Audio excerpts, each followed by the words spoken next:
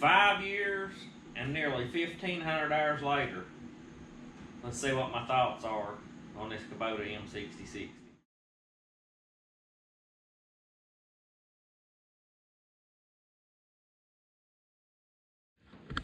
Hope everybody's doing good today. I wanted to do a 5-year review. Not really a review, but I guess my thoughts and some changes I've made and things on this Kubota M6060. Not sure when y'all see this video, but this is the Tuesday after Thanksgiving, and I had this tractor and my Kubota RTV was delivered either that Monday or that Tuesday. I think it's probably today. It was on a Tuesday, I'm pretty sure, after Thanksgiving. So it's been almost exactly 5 years since I've had this tractor, about in 2015. Of course, this is 2020. I have got, at the current moment, if y'all can see that, 1,451.8 hours on the tractor. And as you can see from watching my videos, they are working hours. It's been a lot of hard hours. I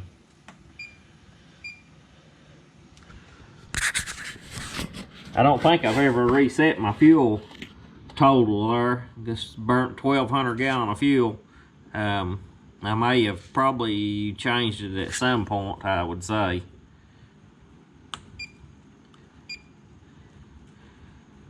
Average is 0.96 gallons per hour that's used. And when you're working it hard, you'll use about 1.5 gallons an hour, like cutting hay and stuff. But for most work, you're going to use around 1 gallon an hour on a tractor like this. I wish I'd had this thing cleaned up for you for this video, just to kind of let you see how good a shape it's still in for that kind of usage. But you can see some things I've changed. Added this grill protection on it in the front. That'd probably look better painted black, but it's galvanized, so I don't really want to paint it and then take a chance on the paint peeling off. I have put the light bar and that shield above the light bar along with the windshield on it. It came with one set of rear wheel weights. I ended up adding 2 more sets. I bought one set about maybe the year after I got it, and then I bought another set to go on it later. Had fluid in the tires when I purchased it. I have widened it out. The back wheels are probably at their widest setting, and the front wheels are at their next to widest track setting. But added the radio to it. Added these rear work lights. I don't have a third function remote, so I've got a set of hoses that plugs in back here, goes to the front to work my grapple. And then of course I got my hay baler controls. I got one for the 483 No Idea and one for the Massey Ferguson baler, which the one for the Massey Ferguson baler comes off. This right here, some of you may have noticed and not know what it is. It's a little electric 12-volt heater. It don't really keep you warm, but it's nice to warm your hands up with. Pretty handy to have if you don't have a cab. Before I bought this tractor, I had a Massey Ferguson 2615 two-wheel drive. You can see it right up here. Eventually ended up, I got my roll bar folded down in that picture, but I ended up buying a canopy for it later, which made a big difference. But that tractor was just too underpowered. It just didn't have the power it should have had. For the weight of that Massey Ferguson, it was a fairly heavy built tractor. But like tramming it on the road and using my disc mower and ram baler and stuff, It lacked a lot in power. It probably had, you know, what it was rated at, but it just wasn't enough for that weight of a tractor. That's one thing I like about this Kubota. Sometimes you hear people complain about a Kubota not being heavy enough, but you know what good's a big heavy duty tractor if you don't have the engine to pull it. You know, with these Kubotas, that's kind of like, you know, I've added the fluid in the tires, I've added the wheel weights, I also have a counterweight that I put on there if I need extra weight. Those are things that you can add on and take off if you need to, if you need more power, if you feel like it's lacking. But I feel like this tractor is well balanced for the horsepower it has, and I guess the power to weight ratio is nearly perfect in my opinion. For the hills we have and things, it performs good, pulls good, it seems to have all the power it needs. Just well engineered tractor. But when I bought this tractor, I had a that 2615, and I also had a 2009 Dodge 2500 Cummins 6-speed regular cab pickup. Really super duper nice truck. I mean, it was a good truck. So we had also bought the black Ford F250 in 2014, and you know, with Tiffany and the boys and stuff, it just wasn't. The Dodge was a good work truck, and a good towing truck, good pulling truck, but I just didn't have the room to haul everybody with me, which was kind of a downfall to it. So I ended up trading it and that Massey Ferguson 2615 to this Kubota and our RTV 400 that we have, which at the beginning of this video I put a picture of it and this M6060 on the first day I purchased them, and it'll also, I'll put it up at the end too, again where you can see it again. But went on the Wednesday before Thanksgiving in 2015 and made the deal and the trade. I'd been looking at a cab M7060 with no loader that they had up there, and I thought, you know, I could get it and maybe add a loader to it later and stuff. And then I got to looking a little more. I hadn't really looked at these M6060s at all. I'd been looking at a 7060 the whole time. And something I like about the M6060 is the 28-inch wheels. It's got 16.9 by 28-inch rear wheels. And after I got up there looking at that, had a loader on it and everything,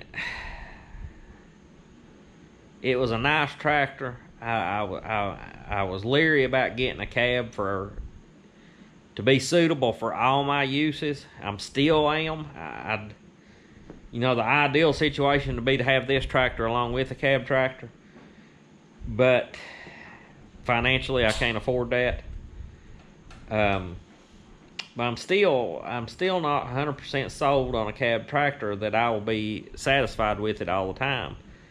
You know, I know it helped with the dust and the heat and the cold and that type of thing, but also I kind of feel like being in the woods and different places, it's going to reduce your visibility just slightly. The stance is just slightly taller on them and things. I don't know. I can't make up my mind. I'd like to have one, but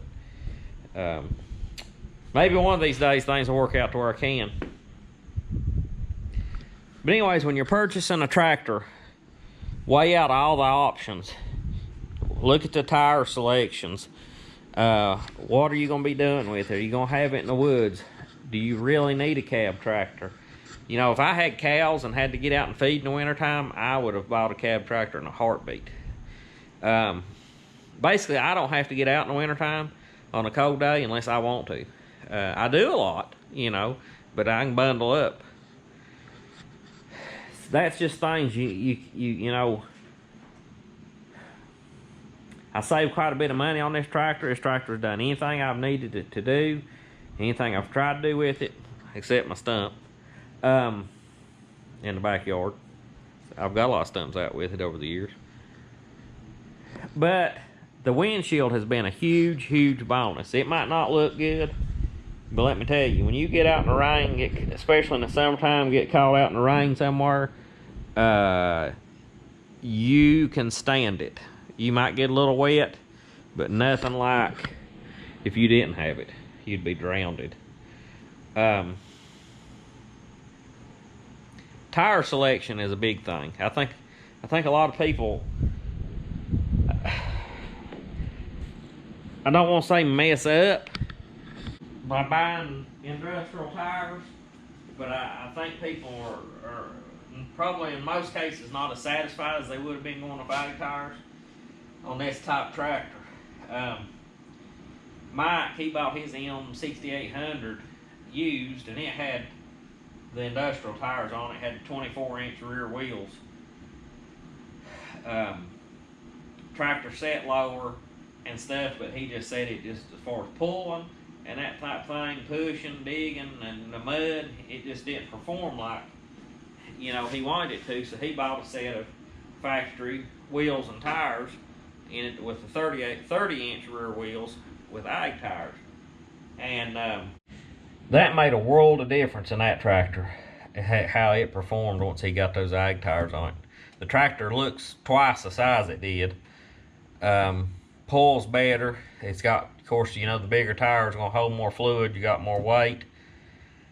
It just made it a lot better tractor. But now there's situations where I can see an industrial tire being nice, but especially if these new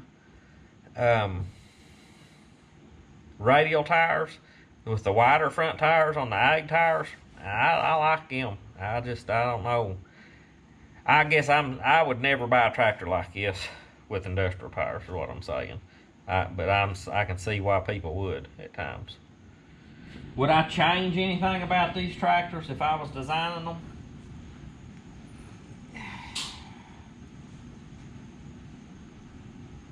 Probably not. I guess the one thing that I don't like about it is where it's the 8-speed, which I think all the M6060s are 8 speeds, but I might be wrong on that. It don't have a parking gear in it. If you cut this tractor off in neutral, it's going to roll, even if you got it in gear. I do not like that. It's dangerous. I don't trust the parking brake either, so I try to park it somewhere somewhat level, or, you know, stick my bucket, forks, or whatever on the ground good and hard. But there's times, you know, you'd like to get off the tractor and do something in a place that's not level, and you'd like to have that safety. It needs a good, like, hand pull brake that you feel comfortable with, that latches, you know. That's the only thing I don't like about this tractor is its park brake system, and that it'll roll when it's in gear. Other than that, I love it. Before any of you purchase a tractor, think it through good, do your research, talk to people that's got one. You know, I went a lot on that M6800 that Mike had, or still has. That daggone thing's got over 3,800 hours on it. Been an excellent tractor. Durability, I don't know that you can outlast an M series Kubota. From my experience, they've all been good. The DEF system, of course, is a drawback on these, but so far mine's done good. There's just a lot of options in tractors, so be careful when you buy one. Make sure you get what you want. I've been extremely happy with this tractor. There's just the occasional time I'd like to have a cab on it. The only other thing I might would have done different is I'd like to have cast centers on this tractor, but I don't really need it. It does pretty good as it is. But anyways, I hope y'all enjoyed the video. Maybe help some of you. If you will, please like and subscribe. And thanks for watching. We'll catch you on the next one.